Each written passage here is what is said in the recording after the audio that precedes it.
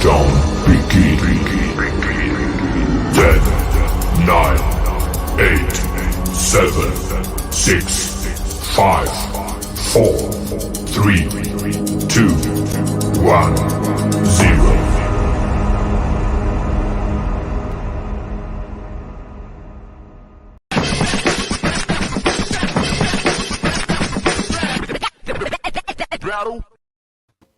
Good evening. Still on my high. I'm still excited. Dash, are you as excited as me, or am I just insane? Come on, Gibson. Come on. Yes. Come on. Yes, come on. Yeah, I'm super stoked, man. 6 of 6, 6 clean sheeties. Going into the World Cup break in some positive swings, positive momentum. You know, we good.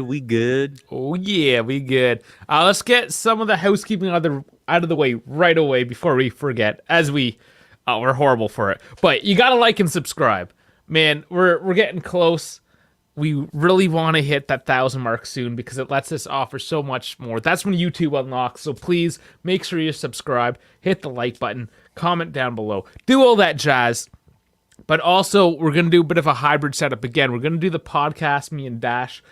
So before we get into the actual podcast part of this whole thing, we're going to break down that. So do that for half an hour or so, whatnot.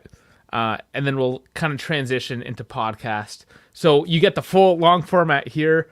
We will break it down, the video as well as the podcast itself on the audio platforms. So you'll know it because I got a cool little audio cue.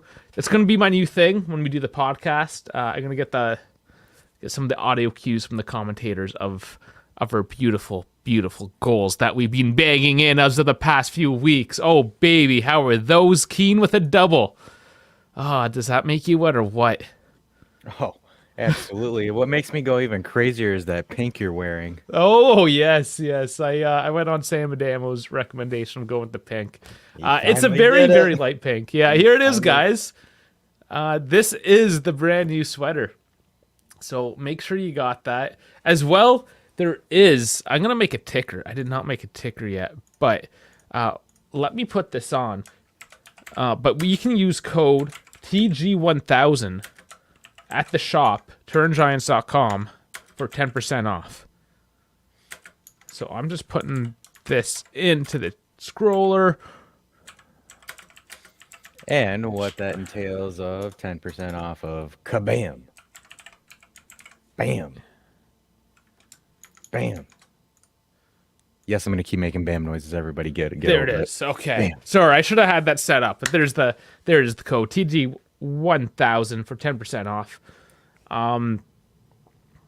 Farhad is still stuck in 1999, where everything you name is like 1,000, 2,000, 5,000. I don't know if you guys remember that. The Commodore 2000, whatever, all that. If you're old enough, you remember everything was a millennial of something. We're much past that because now we're 2022. We're like, 2000. That's so 22 years ago. But yeah, that's Farhad for you. And he said, don't make things too hipster. And here we are. Yes, we already went past that point there. Sam, welcome. We haven't seen you in a couple weeks. Welcome back. Oscar couldn't make it. He was complaining hours before the show that, he's in Denmark and he can't make it. I'm sorry, Oscar. I'm sorry. We'll do some early ones for you. Yeah, don't worry. No worries there, buddy. We've got some audio versions coming out too, so you can listen to it tomorrow when you wake up. But hey, that's even better because when he wakes up, we're the first thing he hears. Yeah, KF saying, guys, it's my bedtime. Is it? Or is it dinner time? Is it dinner time? Come on, let us know. Are you going for another bowl of pasta? I just had a big old bowl of pasta. I made osso buco again. I love it. Oh, you made pasta too? I made pasta too. I made pasta with palomino sauce. Oh, very good. Yeah. So, yeah, the chefs are out tonight, guys. I'm fed. This is usually the point in which I had a glass of wine. I had my big old plate of pasta. I should be passing out on the couch, realistically, right now. So I honestly, I'm gonna be honest. I already did. It was like 5 o'clock. I took a nap. I'm like, all right, cool. Let me tie my stuff. So I wake up at around like 6:30, and then like I woke up at like 6:30, and I was just like, okay, because I was like getting anxiety. I'm like, shit. If I like woke up late, Dave's like, where the hell is he? And then it's like, yeah, sorry, Dave. I took a old man nap, so I'm gonna hop on real quick. And since we have KF here, he was messaging me in Twitter. He mentioned Primark, and I have no idea what it is. And he says it's embarrassing that I don't know what Primark is. Do you know what he's talking about? Nope. KF, what's up, bud? Is it embarrassing? Or is it embarrassing that you think we should know and it's really not important? I don't know. Fill us in. But let's start breaking down this Lazio game. First off, 576 minutes without conceding a goal. Guys, that's great. That's between the two keepers, so you can't throw it on either Tech or Perlin. But I kind of like it that they are sharing some of those minutes. We can rely on both our keepers. 576. Yeah, it's almost reminiscent of that 15-16 season when we went 956 without conceding. Yeah, and that's, man, a near 1,000 hours. That's insane, right? That's 10 plus games. Yeah. Wild. Very wild. So I have to Google Primark. Why am I doing this? It's fabric. It's fabric. Irish multinational fast fashion retailer. What the hell is fast fashion? Dude, like, I don't know anything about fashion, really. Other than I know if you have millions of dollars, you get your suit tailored, as I went on that rant a few weeks ago. Yeah, yeah, Dusan did not have a fit at all on that suit. That was terrible. Okay, is Primark a department store that does not exist outside of the UK or Europe? Because I don't think so. it defaults to UK, Austria, Belgium, Czech Republic. Sorry, it's Deutschland. Germany. I try to translate Spain, France, Ireland, Italy, Netherlands, Poland, Portugal, Slovenia, and also the United States. So, if anybody should be embarrassed about not knowing Primark, that should see you, because they do have an American retailer. Retailer. Us lonely bastards in Canada do not. So I'm sorry. I'm sorry if I don't know about your department store, Hamza. I think it's embarrassing the fact that you implicate me for needing to know what this is. It's like, yeah, I think he's just dunking on you. He's like, yeah, Canada's third world, former colony, and that's what you are. Colony. Hey, we got the Bay. We got the Bay from the mall bird traders trading up some beaver skins. You know what I'm saying? That's what we got. we got Beaver Mark. Beaver Mark. Let's go. Hashtag that. But the one thing that we're gonna start is the hashtag Road to 1,000, just because we are roughly like 156 subs away from there, and our goal is to hit 1,000 by Christmas. So that is the goal. So please help us. Is it? You said 156. You telling me we got another? I think I'm so, getting right? live. We did. We're at 8:44. Okay, we did. Thank you, everyone. If you are new here, thanks for subscribing. Thanks for joining the community. We are just kind of rambling tonight, though, aren't we? We're very high. We're very high. Yeah, finish that sentence. No, we're just feeling good after this win. We're just kind of in celebration mode, and we don't really feel like getting right into the rants, apparently, because we've been skirting the hard facts here. But do you have the hard facts? You got the thought mob going? I do have the hard facts. So kind of throw up this quick overlay. Bam. Bam. Give it to us hard. Just gotta see if I can. Damn. All right. So, kind of going over the Fat Mabalani. We've got our star of the match, which is Moise of the Keans. And Dave will definitely verify his love for Moise Kean real quick. But Kean dinks it over. It's in. Woo! Kean does it again, and Thanks, Dave, for that one. All right. So Moise Kean with a brace, getting a 9.0 rating on the Fat Mob, and then the Milik man finally decided to deliver some milk with a goal, with a really beautiful assist by Chiesa. He's got a 7.6. Rabiot absolutely manhandling SMS today in the box, getting an 8.3 and that dinky assist that he gave to Kean for the fish and chips kind of goal that Moise Kean opened off the scoring with. Kostic again with a great game. Quadrado, I think, was probably really the only weakest link on the squad, but overall, the entire squad doing quite well. We decided to give Sorry Balls 3 balls in his net, and he couldn't give us a single one. One more than he could handle. One more than he can handle, guys. So if you see Sorry walking with a limp, that's why. Just moving on to, we can cover some stats real quick as well. Looking at possession, so we gave Sorry Balls a chance for some balls, and he didn't do nothing with them balls. So looking at it, the 59 to 41% split, we've got 13 total shots to their 10, 2 big chances, a goose egg for Lazio, and you can't miss any big chances if you don't have any big chances. So Lazio dropping in another 0 there again. Accurate passes, 603 to 382. Again, they've got 603 because all they do is tease the balls and never finish. And then moving on again. Fouls committed 10 to 8, offsides 1 to 1, corners 6 to 2. And then if we want to go to our hyper statistical fans over here, shots. So again, illustrating the shot stuff over here, we got 13 shots to their 10, 1 off target to their 3, 9 on target to their 3 on target. 3 black shots to their 4. We don't hit woodwork. We only finish 0 to 1. And then shots inside the box, 8 to 4, 5 to 6 on the outside of the box area. And this expected goals coefficient, we shat on it again. We scored 3 out of the expected 1.5. So really good there. And I do not like that stat at all. And there's a video that compares expected goals between Juve's 3 managers that I watched, and I kind of looked at it and shook my head saying, really? You're using expected goals to justify your argument? But I digress.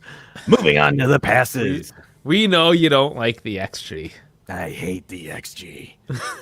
So moving on to passes, 678 to 462. Again, you have more passes, but it's just like Pep Guardiola says, but we had possession, but what'd you do with it? Absolutely jack poop. So that's kind of a quick highlight of that. And Sam saying, thanks, Sam. Good to see you guys as always. Yes. It's always good to see all of you.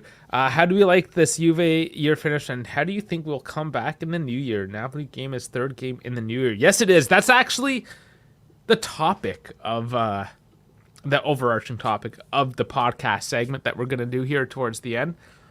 Is basically kind of go over, summarize the season so far, give our opinions on it. Because I mean it's fresh. We have all that reason. I think we should kind of revisit this going in to the season as well. Now that at that point there will be no recency bias, so it would be interesting to kind of compare our notes.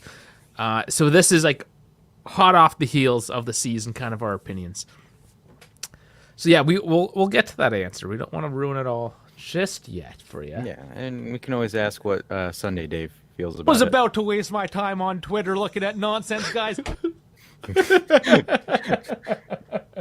Sunday Dave does not want to look on Twitter. Wow, No, I timed that perfectly. I do not. Yeah, that was good. That was good. So, the thing is it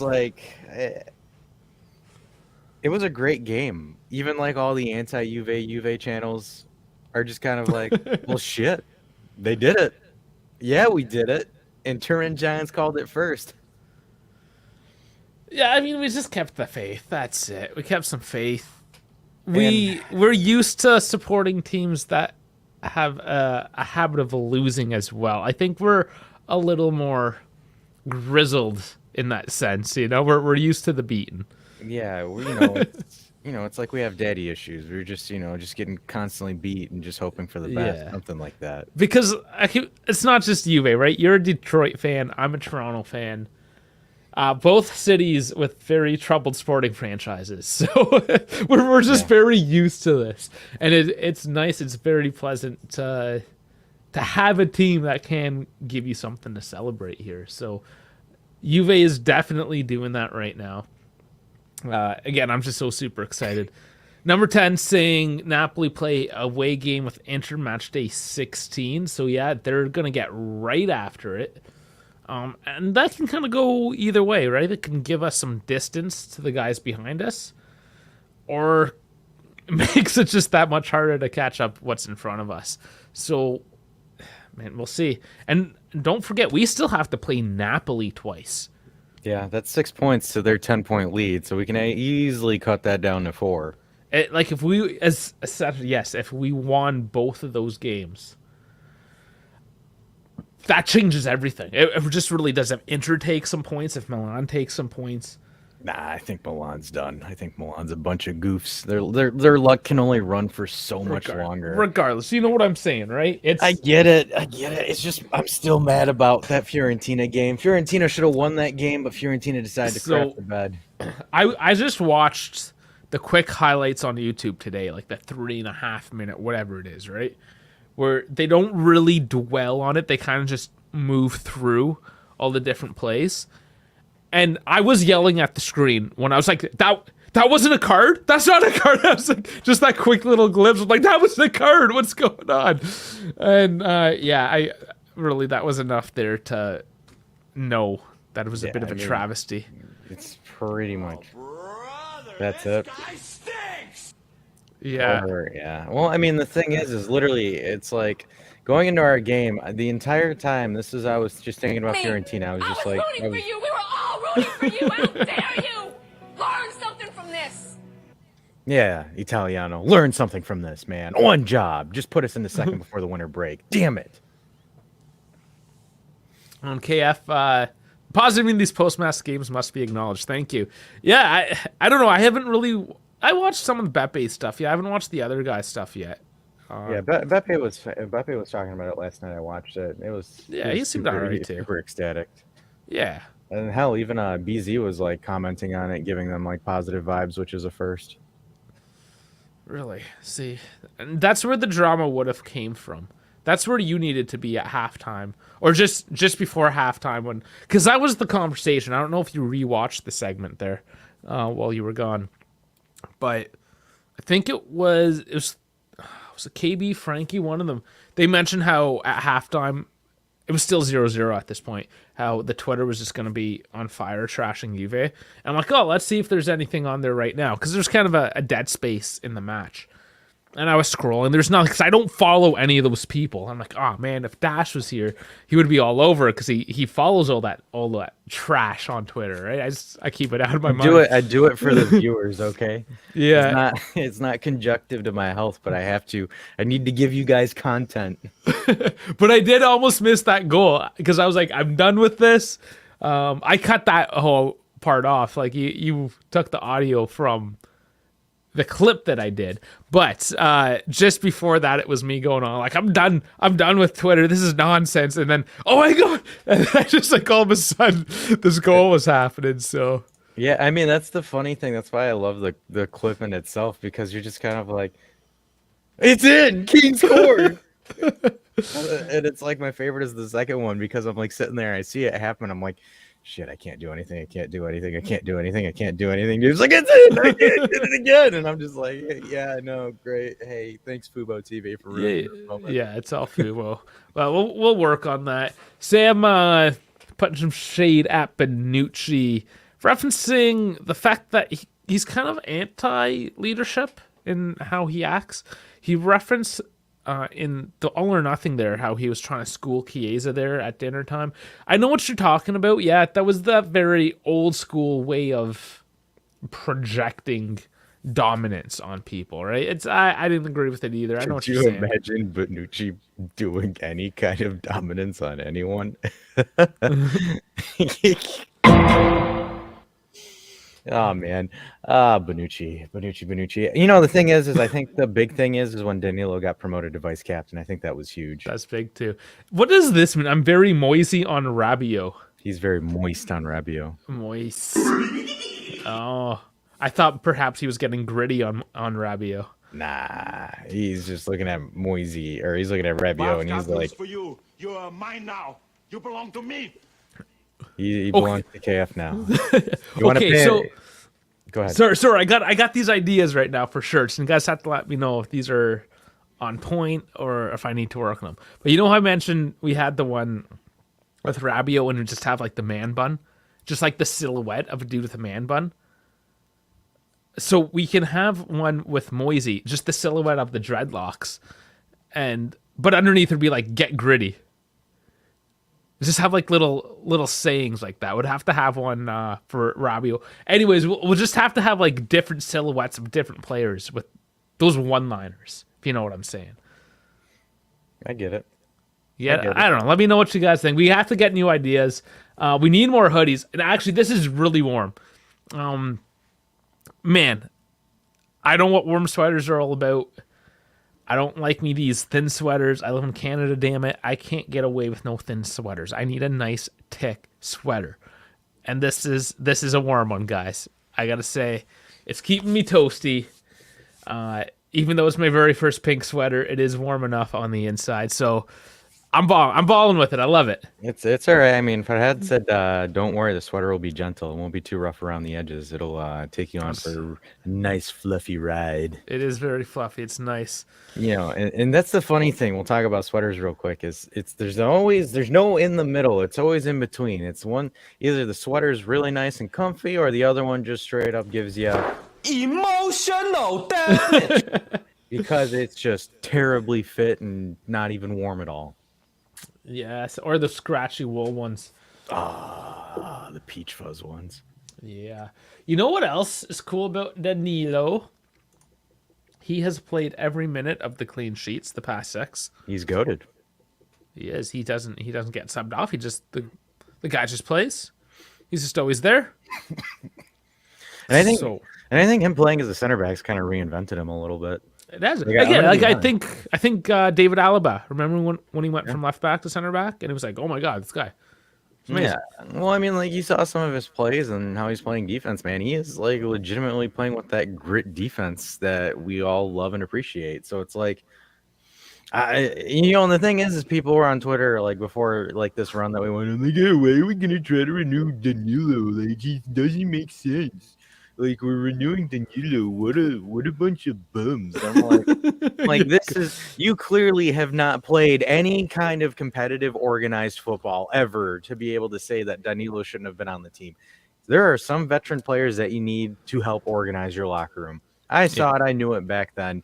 Everybody's apparently just now magically noticing it, and they're like, oh crap.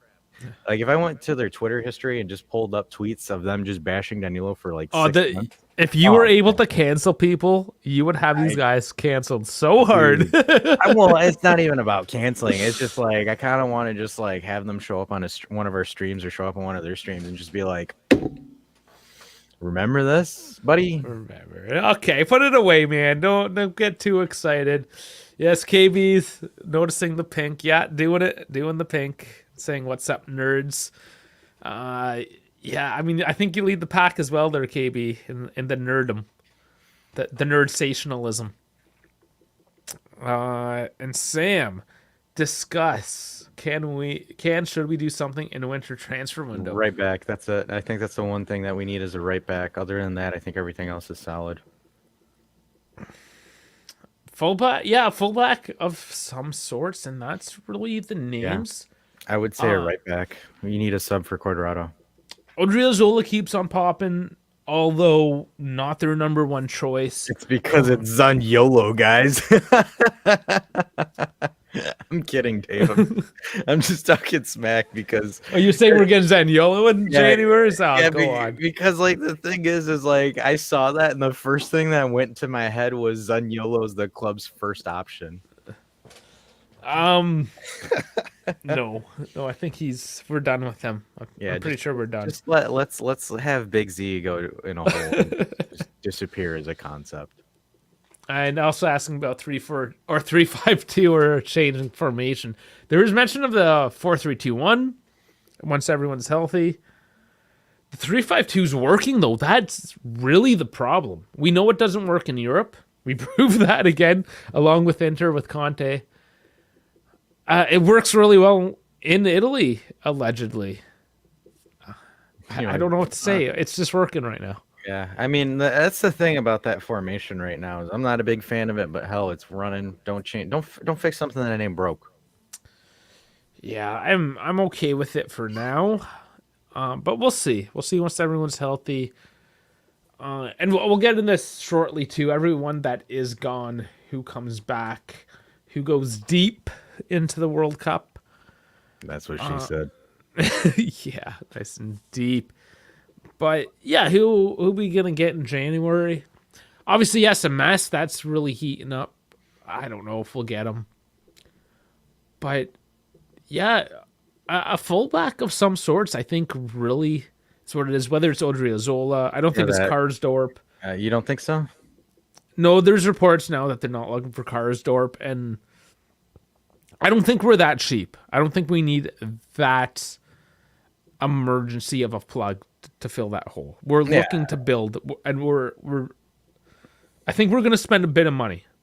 I think so. I think they're gonna get that right back because that's one thing that we need to seriously fix is the defensive end.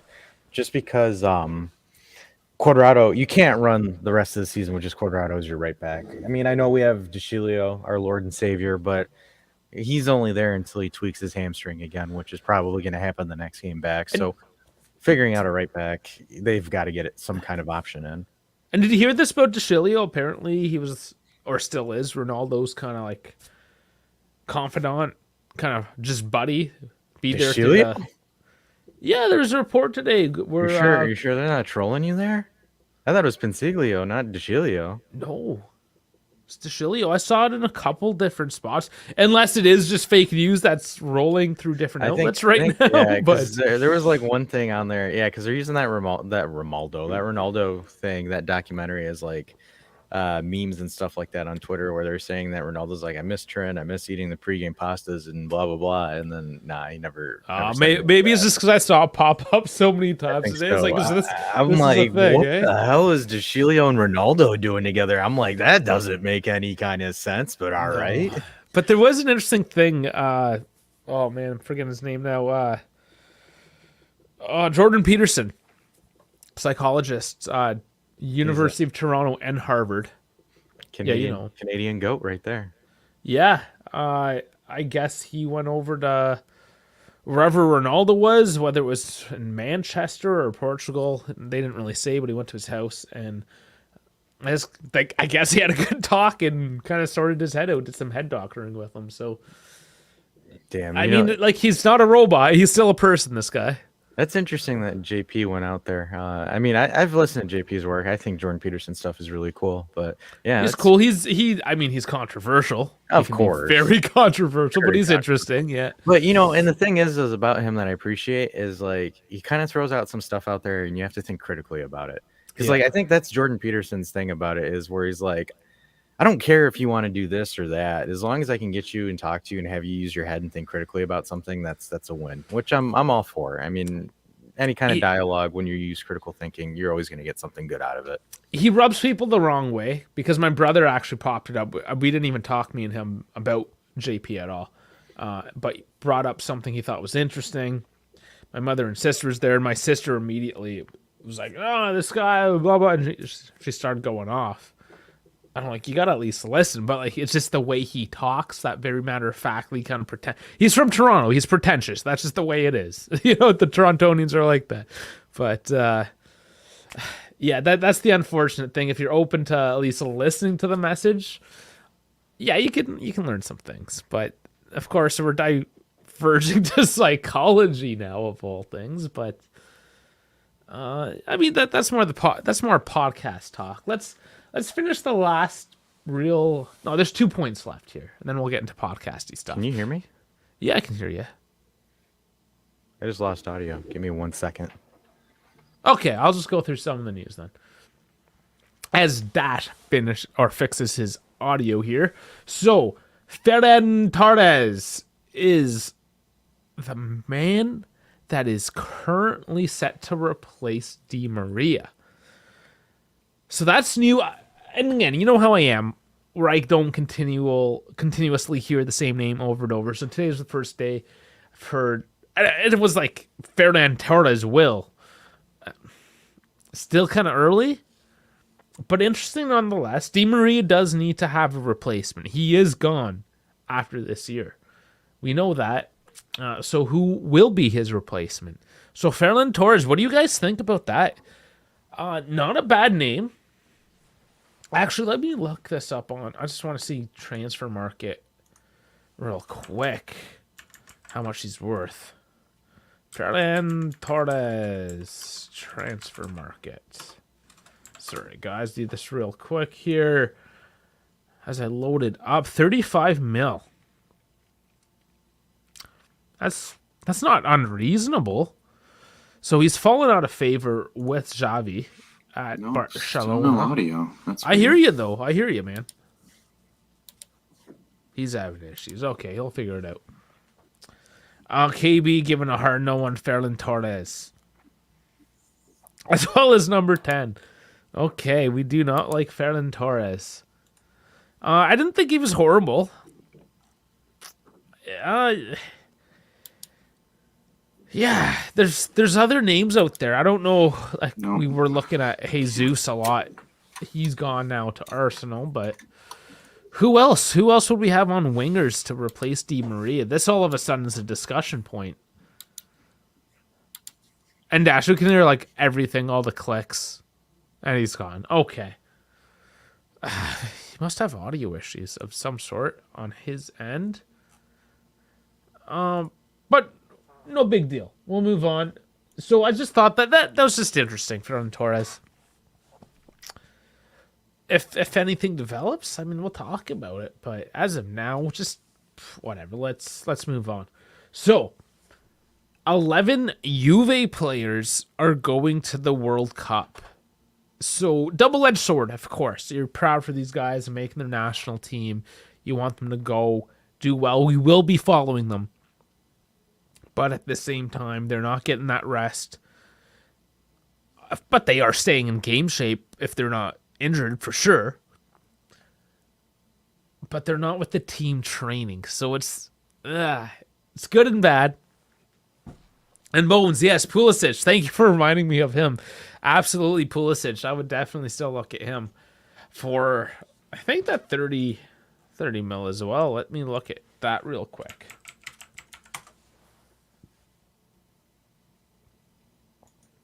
$38, so he's a little more expensive. 38 to 35. Downward trend on his value, however. Can you hear me? I heard you every single time. So Can you hear me? I can't hear you at all. Darn. Give me 1 second. Let me jump back in, jump back out. Okay. So here's who we got. For Brazil, Bremer, Danilo, Sandro, our back line, of course. McKennie going to the USA. Vlahovic and Kostic representing Serbia.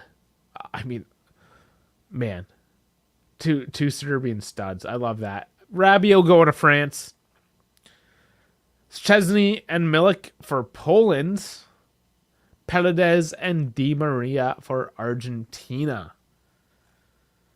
I mean, this is exciting if Italy was to play, and they're having friendlies. They're looking at Locatelli. You look at Moretti Fagioli getting call-ups as well. So lots of representation nationally. All right, I'm back. I think we're good. Yeah, so sorry, I'm just reading Bones. Pulisic, still an option. Have him as an option. Illing can play both wings. So Illing, let's not completely jump on that bandwagon. But yeah, I'd love to see a lot more. Dash, are we locked in with you now? Yeah, we're good. Something happened to my mic, so I had to switch over to Bluetooth. Ah, shitty. All right. Yeah, I hit all the news there. Did you have any last things to really go on before we hit the second segment here, the podcast segment?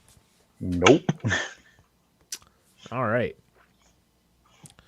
So, basically, I'm going to play an audio clip. I'm going to cut this out and make it separate, but because you're all live, we've done this. This is probably our third time now where we do a hybrid live, just for the production value of the podcast end itself and give us like when we go into the post production, a place to just like cut, separate, and put the files where they need to go, kind of idea. We're gonna do a formal break, and you'll get it. It'll make sense. It'll make sense when we do it. Of course, when we do the podcast thing, we're not gonna get as heavy into the chat. We're gonna try to keep the conversation more fluid. That doesn't mean we're gonna completely ignore you, but we might. So don't get offended, kind of idea. We're just gonna go a little more formalized with things here. So. And just so you know what we're getting into as well, we're just basically going to rate the first 21 games with the Champions League, the first part of the season. So, let me get the banner out of the way. And I am just going to... It's going to remove us. That's fine. We'll just be awkwardly staring at the screen as we get the audio clip. So, here we go. I'm going to have another official intro as well, so just bear with us here. But here we go in 3, 2, 1. Milinkovic-Savic. There's 3 minutes remaining in the first half. Well, Milinkovic-Savic dispossessed, and he's put his defence in trouble here. Kean over the top. Providel nowhere. Juventus take the lead. Moise Kean, 2-2. Well played, Milik. Locatelli. Kostic. Filip Kostic. It's Moise Kean's night. Finishing the year with a bang. Moise Kean doubles for Juventus. Chiesa just onto the edge, pulls it back. Arkadiusz Milik. Juventus, with Chiesa back on the field, have run over Lazio here tonight. Hello, everyone. Welcome to the Turin Giants podcast. This is episode 204, and tonight it's me, Dave, and with me, Dash, the co-host of the YouTube channel, going duo here on the podcast. Dash, how are you doing tonight, my friend? And you're muted. He's muted. He's having audio problems, but here he is. I muted myself because I didn't want to talk through the intro. Hey, everybody, what's going on? Hey, from the podcast or the YouTube sector of all this fun stuff. I'm so excited that the software muted me, guys. That's how stoked I am right now. Yeah, the excitement was bleeding over. It's like when you hear the parents in the next room, right? You got to put the earmuffs on. It's like that. Oh, yeah, absolutely. Dash would know he still lives with his parents. I'm sure that's a common occurrence for him. Do you need to talk about it, or should we just move on to really the season so far? Oh, sorry, guys. What? So you just heard the audio there of the last match. We were coming hot off the heels of the Lazio win, 3-0 for Juve. That's 6 straight. Not only wins, but clean sheets. 10 clean sheets on the season out of 15. Not so bad. So, Dash, this is almost a story split in two here. You have our European story and we have our domestic story. Do you want to... Are they separate? Are they the same? How do we see this? See, I don't know. I think I see them separately than I do see them the same. I mean, I came into the seasons, I didn't have that much expectation as far as the Champions League goes. I didn't think much of it. So for me, that was kind of, the Champions League was always playing with house money. It never was, we're betting on something there. The season, I expected us to do better in the league, more than what I expected us to do in Europe with that. So I kind of get the frustration that a lot of people had for the Champions League in itself, but in my head, I'm like, we're not going that far. There's no way that we're going to go all the way in the Champions League. So I didn't pay too much attention to it. I would have liked to get out of the group, but at the end of the time, I might like making it as a big catastrophe as some other folks did. Not really, but I mean, with the league, we're kind of right where I expected us to be. Yeah, and we are currently sitting in third, and there's a couple of what ifs in there as well.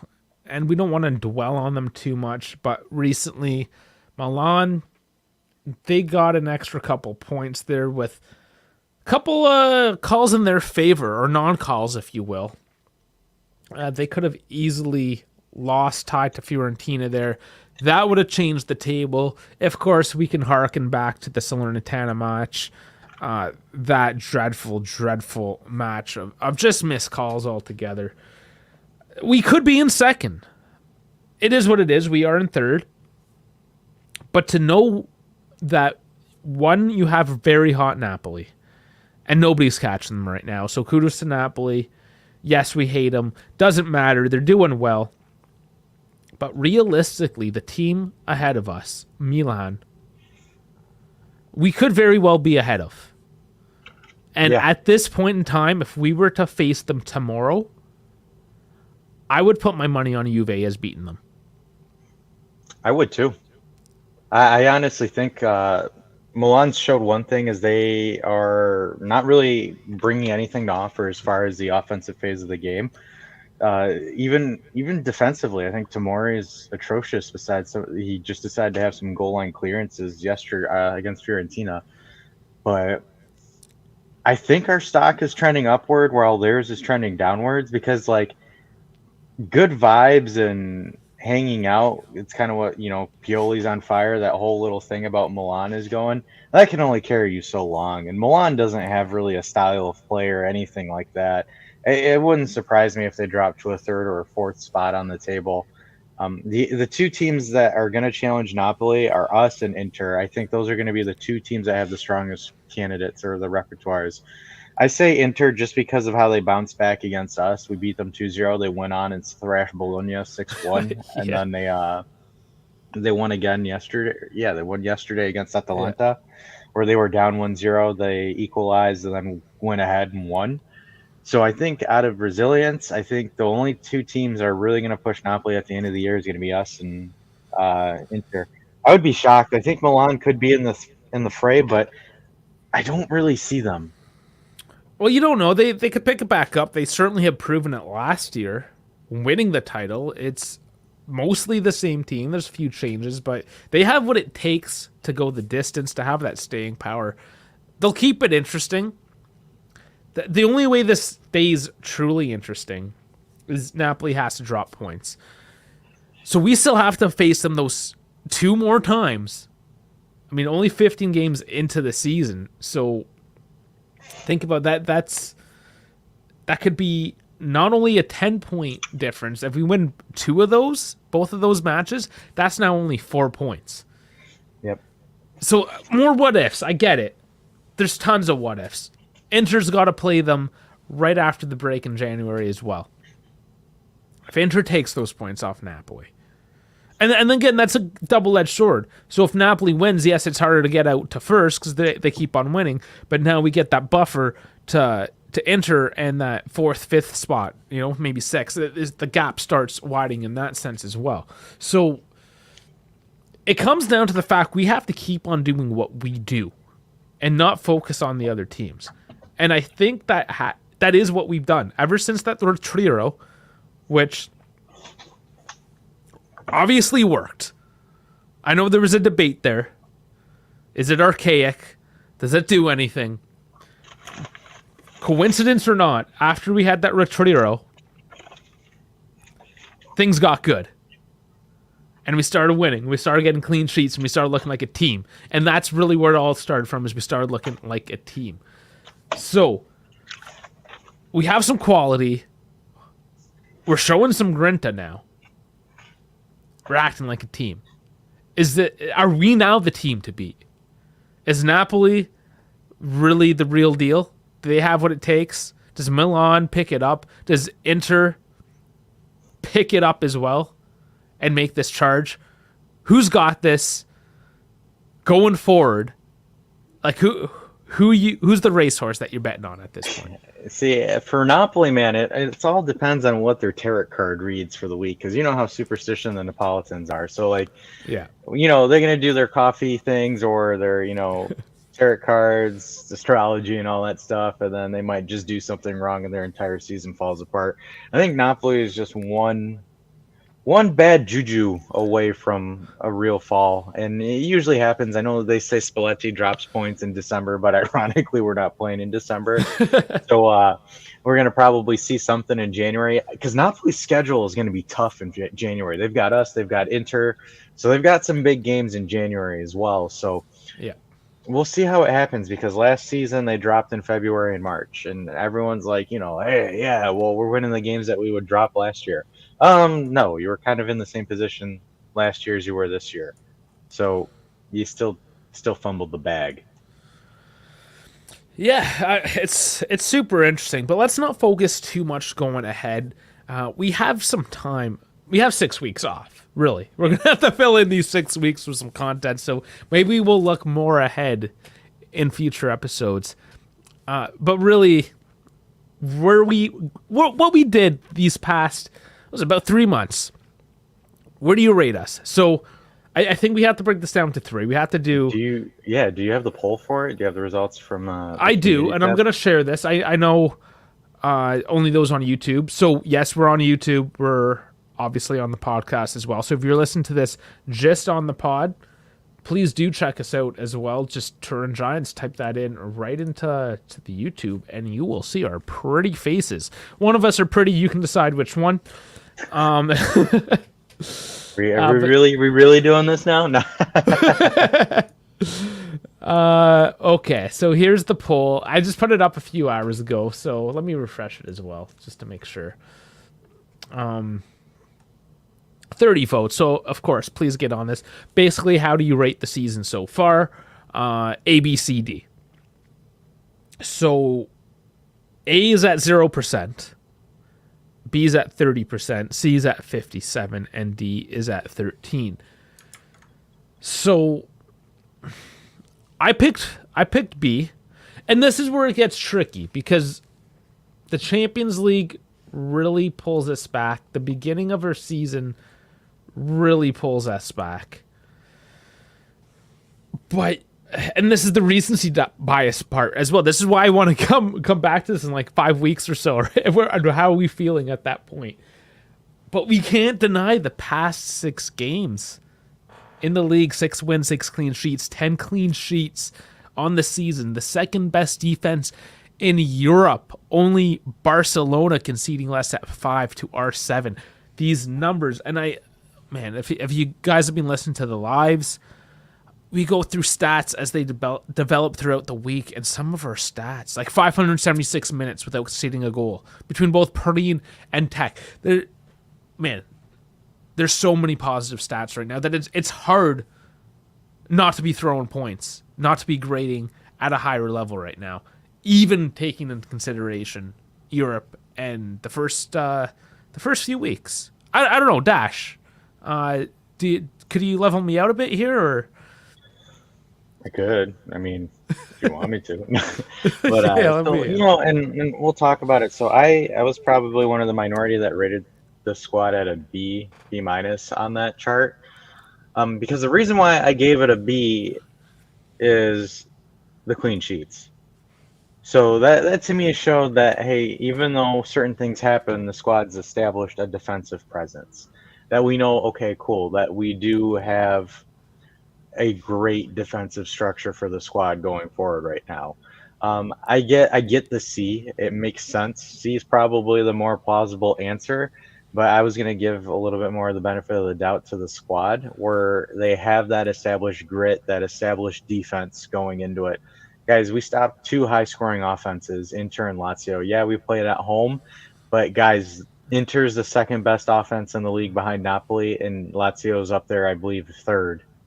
So we just, clean sheeted 2nd and 3rd offensive best teams in the league. So that is not an easy feat. So I don't care what kind of person says it on Twitter or wherever, where they're like, oh, well, the clean sheets are a meaningless stat. They don't really do it. I'm like, guys, we just blanketed 2 of the best offensive teams in the league. I don't want to hear it. Yeah, and those are 2 big wins. And just to harken back to last year as well, how we couldn't beat any of the big teams we just dispatched Inter and Lazio, which, yes, now technically they are lower in the table. They are below us, but that's because we beat them. We had to beat them to take their spot. Milan, we lost to. Napoli, we haven't played yet. So, again, Milan, you can argue, should be ahead of us. They did beat us, even though maybe they didn't deserve all their points, whatever. Napoli, there's the only people that we really have to challenge at this point. We got the rest of this table. I can comfortably say at this point, with the momentum, with the skill that we've showed, and I'm going to quote KB here as well, this team has shown that they have the grinta and adopted the never give up attitude. He rated them as a B because of that, but that's exactly it, right? They've matured. And for me, that means so much. It's that psychological aspect of it.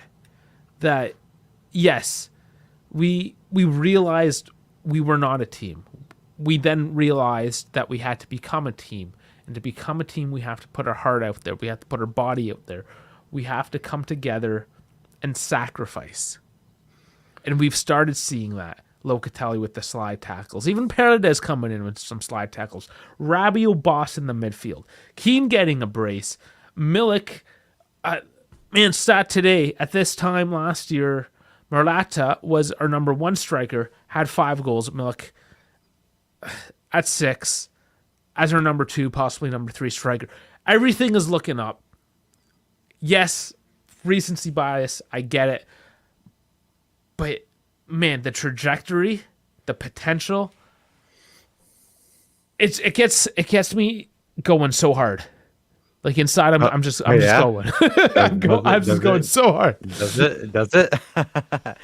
But and the thing is that's the beauty of it, because like we're going into it in the beginning of October, and the squad just looked absolutely jaded with each other, not sure what to do or how to go about things, and then all of a sudden now it's like, we see the team huddles in the beginning of the matches, at the end of the matches, everybody synced together. And I want to say, and I say that in our Lazio post-game show, was that I think the main person that deserves a lot of credit on the squad is Daniolo. Yes. He's been a rock as far as an emotional figure for the younger guys, and just kind of that guy, because Bonucci ain't that. He ain't it as far as a leader. And ironically, we've performed a lot better with him off the pitch as well. Yeah, the Brazilians. And I ain't my words. I said this on one of the lives a couple weeks ago. I had to make the formal apology publicly. I kind of trashed Brazilian defense, saying that it's not that solid. Guys, we have the most solid defense, and they're all Brazilian. Dave's all about that Samba D. Got to give me that Samba D right now. No, like they proved me wrong. It's amazing.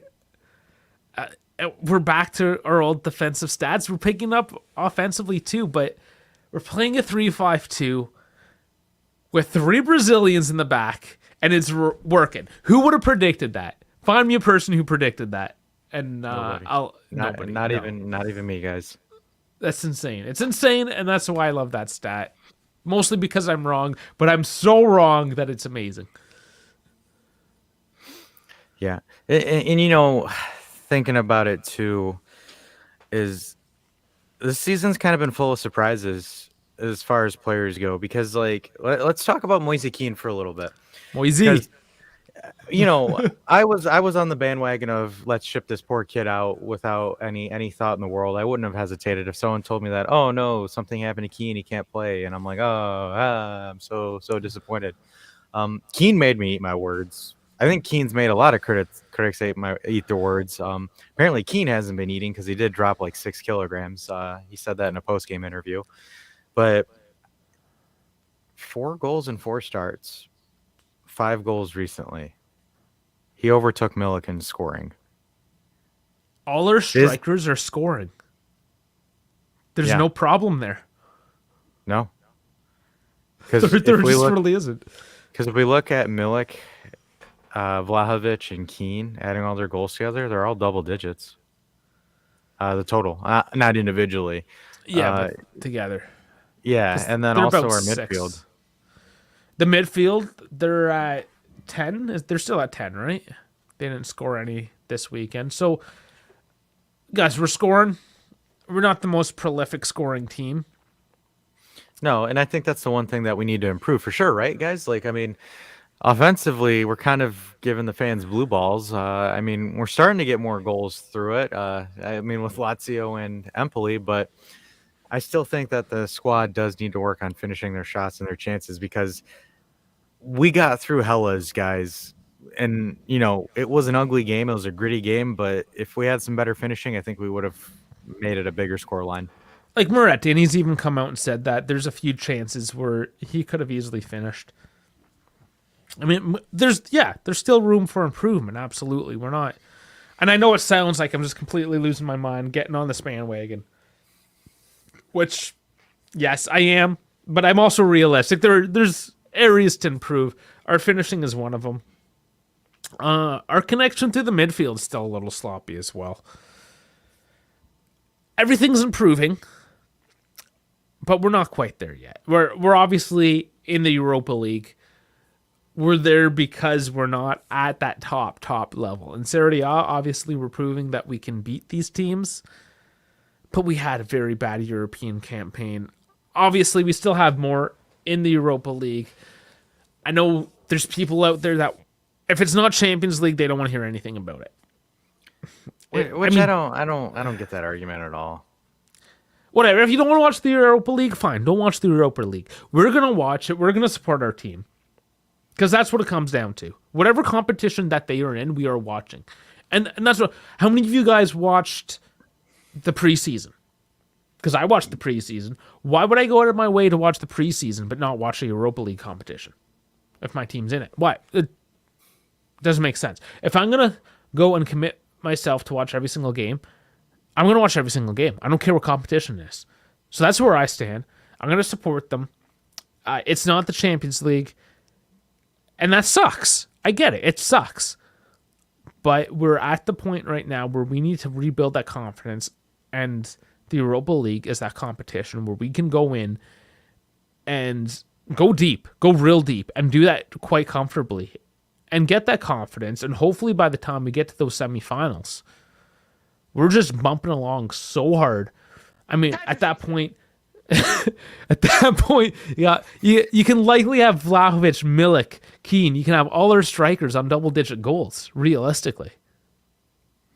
So let's do it. Let's get these guys firing. Yeah, and you know, and the thing is also when you win the Europa League, you're in pot 1 for the Champions League draw. Yeah, let's win it. So it's why not go for it? It's just one of those things. You get the 20 mil, you get pot 1. If you finish second in the league or you don't win the league, you're still in the best pot for the group stages. So you're still going to get a favorable group anyways. So, hey, man, go in there, play for it. Yeah, and I mean, that was me cheerleading a little bit more now into the Europa League. But the fact of the matter is yes, we are in the Europa League.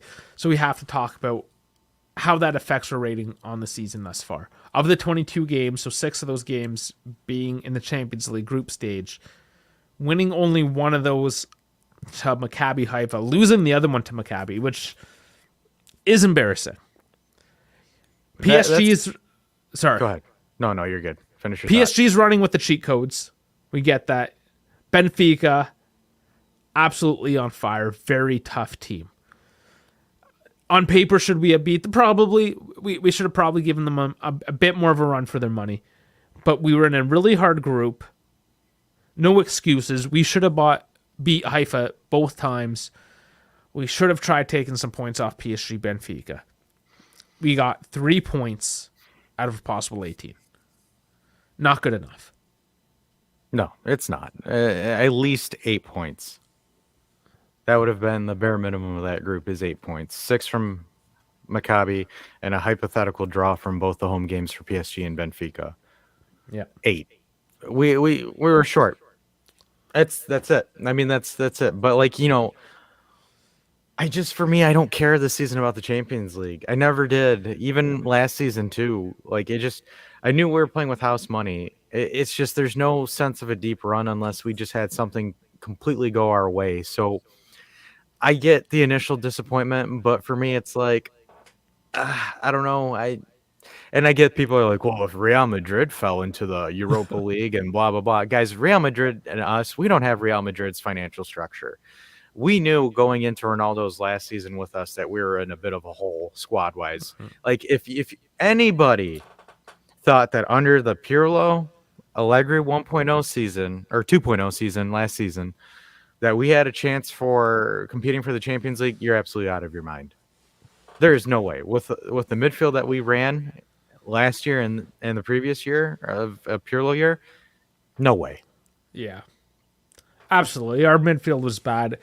We're only finding it now with these youngsters really starting to find their form as well. That's a blessing that none of us could have wholeheartedly predicted, because we never know how these guys are going to turn out, especially giving them more minutes, playing them consistently. And of course, we've seen some drop off from Murati, Fagioli. They can't be banging them in every match or acting like they're ADP all of a sudden, like Fagioli in that goal, right? Like, those were moments of brilliance, but they're settling into their role. They're getting their minutes. They're playing consistently. They're becoming regulars. That is something that I think we're starting to take for granted, because they are becoming regulars. We're losing that brand new car smell, if you will, with them. But the beauty of it is Allegri is allowing for continuity. Yes. 5 games where you have Locatelli, Fagioli, and Rabbit Goat. Like, those guys have been starting to play consistently, so we have the continuity coming in, and it's working. Everyone's starting to gel. Like, for example, again, Rabiot saying, hey, I got the defensive end. Locatelli, you move the balls forward. Fagioli, you chip the passes up top. It works. It's working. And last game, we saw a lot more movement through the left, not relying on Cuadrado, saying, hey, Kostic, you've been on fire. Maybe we should move this ball through Rabiot, through Kostic, bring it up that left flank. And that's starting to work a lot more. There's a lot of these little things that are starting to click now. And I mean, we're not even at that 100%. We're not even at that 80% solution yet. But imagine how dangerous that could be when we really start getting this momentum build up. Once we get up to, I don't know, what do you think our efficiency level is up right now? We have our injuries. We have these youngsters coming in. We're probably at like a solid 60 to 70. 60, I would say 65%. So what happens when we get up to 75, 80%? We start running. That's what I'm excited about. Do we see that in the new year? I think so. I'd be surprised, because the thing is like, guys, you say what you want about Pogba, but the dude's a baller. So him coming in, especially with Chiesa fully fit, like, you guys saw the impact Chiesa had against Inter and Lazio. Just imagine him fully healthy. And Di Maria healthy. Now they can split hours or minutes as well. You don't have to put old man Di Maria on. You don't gotta put the old man out for so many minutes. Yeah, you have that depth, right? So I don't know. There's so many avenues of positivity of seeing in this team right now, and we don't have to try to fake it, as we kind of did a few weeks ago in previous podcasts. We're like, okay, let's really dig out some of these positives here, so we don't just spend the next hour and a half bitching at you. And I mean, it's good. It's good for your health to think positively, of course, and we want to do that. But like, we haven't shut up about finding all the positive things about, because now we're overflowing with them. So maybe we need somebody to bring us back to earth. Is somebody out there in the live to like smack us in the face and tell us that we're insane? No, I don't think so. No, I don't think so. Because come on, man. Like, probably mid-January or early January is when we're going to see like a front three of Dusan, Fede, and then Di Maria or Kostic. And then you have Pogba. You know, the midfield is going to be interesting. Is it going to be Rabiot, Locatelli, Pogba? Or is it going to be Pogba, Locatelli, Fagioli?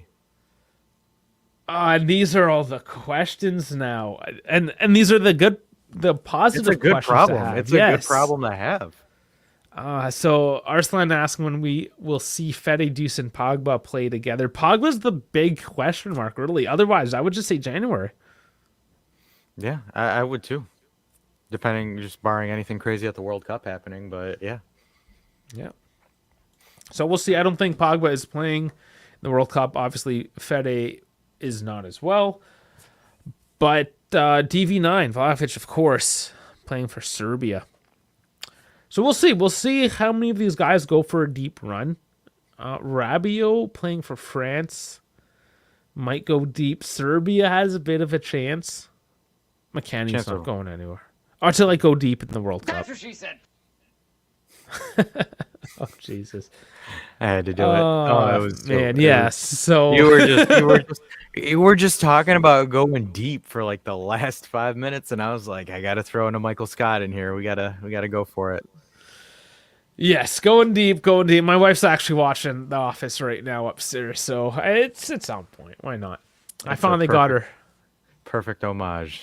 Yeah, I finally got her hooked onto it. She won't stop watching it now. After all these years, I've watched it like 5 times. She hasn't admitted that she likes it, but she likes it. So she's just like watching it in spite. She's like, I'm sick and tired of Dave making all these memes and references and stuff, and I don't even know what they are. So she's like starts watching it just for the sake of it. Yeah, I mean, she's a Netflix watcher, so good for her. I'm proud of her. I think though, out of all of because it's like a 2000 sitcom, I think the most memeable 2000 sitcom is How I Met Your Mother.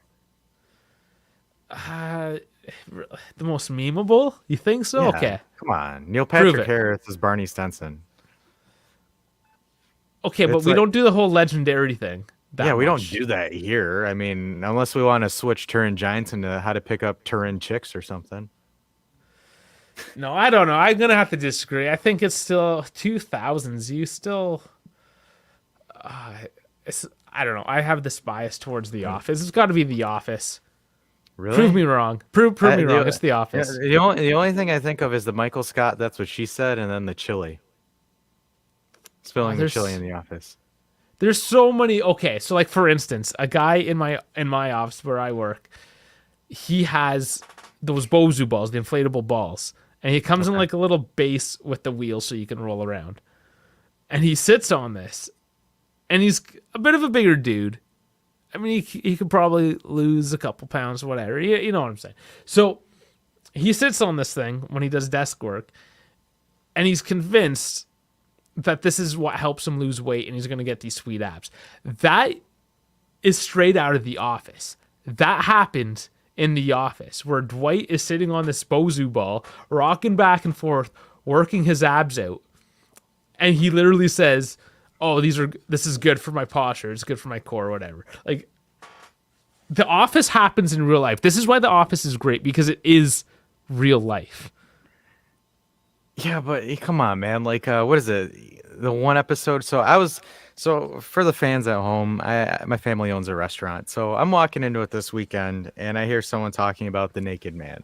So the context: the Naked Man is this episode on How I Met Your Mother, where the entire cast is butt naked. That's literally like butt naked in front of the person that they're dating or their significant other, and they're seeing if it actually works, because there's this guy that dates Robin, and he did the Naked Man, and she's like, well, screw it, I'll do it, and it worked. And the guy was saying, hey, a 1 in 3 or works 2 out of 3 times. So, and then like I heard that conversation at the restaurant where it's like, yeah, I heard this move and blah blah blah, and it's a bunch of youngsters. It's like 21, 20-year-olds. Oh, so what do they know? So yeah, I'm like sitting there, I'm like, how the hell do you guys know about this? And like, well, Netflix, yeah, boomer, of course we know it. I'm like, you guys watch How I Met Your Mother? Well, and then here's the crazy thing. So there's a spinoff of How I Met Your Mother called How I Met Your Father on Hulu. Yeah, nobody watched that though. I heard it sucked, and they needed the old cast to make cameo appearances to come into it. But still, man. Is there? Well, yeah, there is a spinoff to The Office. It's called Parks and Rec. I wouldn't call that a spin-off. I'll just call that a copycat. Is it? Regardless, whatever. The Office is my favorite. I don't care what you say. How You Met Your Mother is great, but maybe that can be a poll that we put on YouTube. Listeners, but the moral of the story is, though, guys, that Massimiliano Allegri is the Dwight of The Office. He's the Dwight. Why? Because he's just awkward and yes. I mean, he's Italian Kanye. That's what we established with Sam. because he just says some random stuff. I'm telling you, could you picture Allegri sitting next to Agnelli with a Bosu ball just bouncing? I kind of could actually, yeah. Yeah, and then like if you've ever seen Allegri's Dancing with the Stars in Italy clip where he has, because like you know that like mean mug that he always makes where he's like smiling like this every time. Yeah, with the teeth. Yeah, the teeth. So it's like even during his dance during Dancing with the Stars, he had the same facial expression the entire dance. Yeah, He he would did it all. too. I'm Yeah, he's telling kind you, of creepy that way, isn't he? he's the Italian Dwight. Oh man. Okay, so maybe we're on to something. We need some more memes here. Of course, memes don't work that well on the podcast format. So, Yeah, 'cause- once again, I mean, guys, get on the YouTube as well, so we can meme the hell out of you. If this format works best, I totally get it. That's how I got into this whole thing. Farhad was my first. He popped my cherry when it came to Juventus podcast, Juventus content in general. He was very gentle. He caressed his hair and everything. See, I came back for more, so he was gentle. So guys, of course, if you're on the YouTube and you haven't been to the podcast, check out the podcast. If you're a podcast listener and you haven't checked out the YouTube, what are you waiting for? So many exciting things here. I mean, we get live feeds from the game. Kevin McIntyre gets on his iPhone, gives us live feeds straight from the stadiums on game day. So you need to check this out. You can always watch the replays, but of course the conversation happens here as well. It's just fun. So guys, please like, please subscribe, and as a bonus right now, just to everyone because you're listening to this right now, we are on a campaign to get 1,000 subscribers. So 10% off at theturngiants.com right now. Use coupon code TG1000. 1000. So, I mean, type the numbers out. Don't type 1,000. TG1000. 10% off at turngiants.com. If you are on the on the videos, I am wearing our brand new sweater as well. You can pick that up. So, check it out. Of course, at the 1,000 subscribers, we're going to give away one of these sweaters. So tell your friends, tell your mama, tell your papa, tell Zio Nick. Just tell the girl that dumped you when you were 16. I don't care. Tell everyone. We're going to make this great. You guys are making it great with us. Joke's on you. I didn't have a girlfriend when I was 16. Well, I mean, that's sad. That's sad. Otherwise, thanks, appreciate it. Yeah, I mean, we'll gloss over that. We won't let you. No, don't cry. We don't need you crying right now. So, just to close up, I mean, we've kind of discussed it, but objectively, taking all things into account, what is your final grade for the first 21 games? So, all things included, Europe, League. Where do you stand? I'm gonna go with a B minus. B minus. Probably an unpopular opinion, and everyone are gonna skin me in the comments, but fuck it. It's honestly because the thing is like I'm looking at two things: 1, points; 2, team establishment; and then 3, obviously international competitions. International competitions we flopped. F, obviously. Points, I'd give it an A.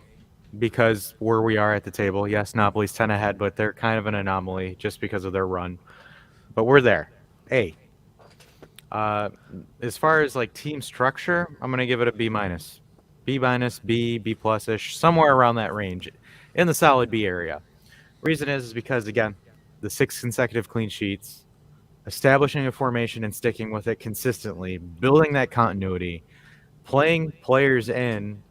Trying to discover what works, figuring out what works, and then maintaining it. I think that's huge.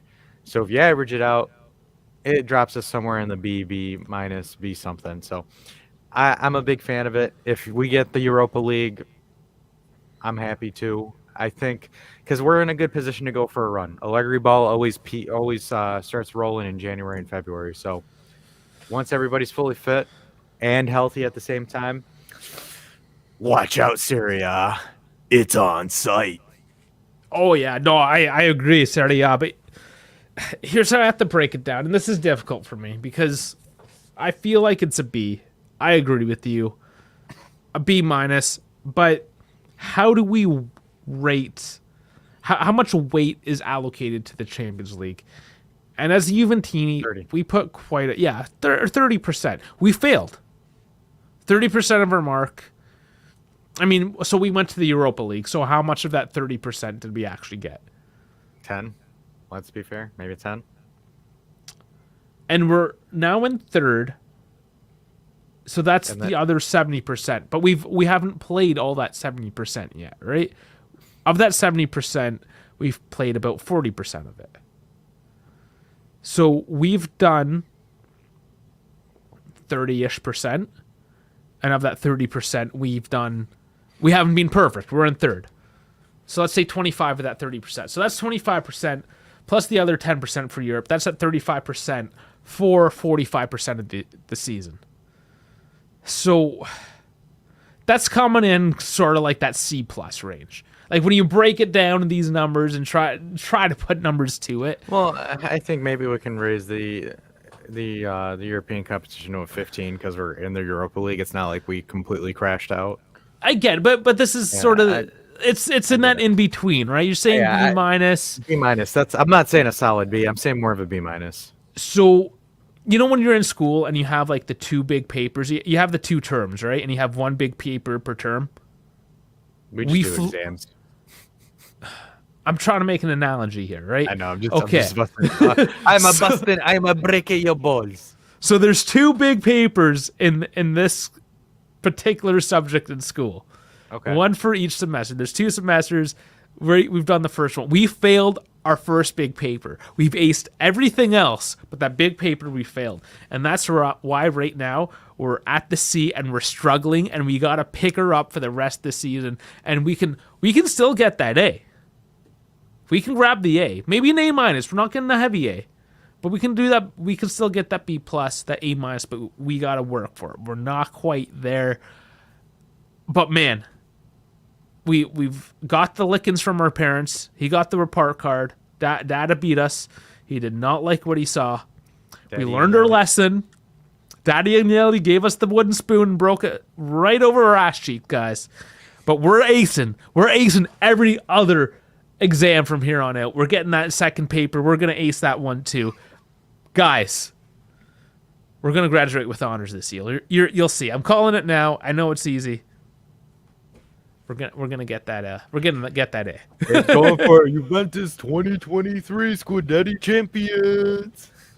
There it is. And they're asking again. Sam's asking TG1000. It's ticking right across the screen right here. TG1000 for the 10% off. You know, it's like Tony Stark's "I Love You 3000," but for us, it's TG1000. There you go. More references to early 2000s crap. All right, guys. So, I mean, we've kind of agreed for the most part. We're in that C plus. We're in that B minus. We've done okay. We have a ways to go. Of course, if you guys disagree, get on those comments. Let us know, because we want to know. I think there's a lot of room for discussion on this, really. So let's continue that discussion. Man, 6 weeks. 6 weeks we gotta wait. That's gonna kill me. I gotta talk about blue balls. Yeah. You know, it's like this season really is like a drama. It's like a really good TV show where like we're at the mid-season finale and we just got left with a dastardly good cliffhanger. Or it's like those shows now that they'll just stop for like 2 months for no reason, just to cliffhanger you. It's like they'll have 10 episodes, but only 5 at a time. Can't stand that, man. Like you're just teasing me at that point. Walking Dead, I think, did that. Yeah, there's a few shows. Man, that's such a terrible show. It is. We've trashed enough shows today, I think. You've trashed enough. I watch one show. I just keep on watching the one same show, which is The Office, and you have to put me down for it. I like one show, guys. I didn't put. Nope. So Is the TG1000 active yet, or is it? It better be. He said he was doing it. If it's not active, I will yell. He said it will take 2 minutes, so I will yell at Farhad if it's not. I mean, I won't do it now because it's going to completely ruin the flow of this podcast. So I'll check it as soon as we're done here. I'll check it. If it's not working, I'm on the horn with Farhad. I'm going to let it fire up under his ass. Get this going. Man, we miss him. We miss him here. Let's not forget Farhad. Am I pronouncing it wrong? He told me I'm pronouncing it wrong. Yeah, you got to say Farhad. Farhad. Yes, I'm saying it too much like an Englishman. Yeah, you're going had. It's Farhad. Farhad. Okay, I'm saying There it. we go.